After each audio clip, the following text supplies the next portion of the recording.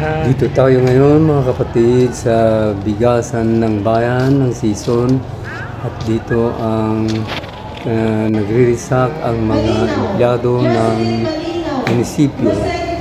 Yan mga kaibigan, kasalukuyan nagre-resack sila ng 10 kilos per bag.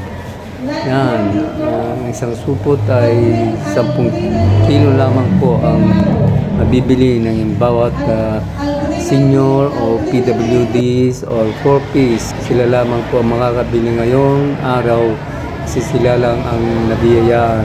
Ito ang bigasan ng bayan mga kaibigan. Ito nag-inspect ang municipal consultant Sir Kenneth ng kanyang mga kasama sa Municipal Agriculture Office. Happy birthday, si Boss Kadong, siya ang mamahala dito. Happy birthday. Sila, mga empleyado.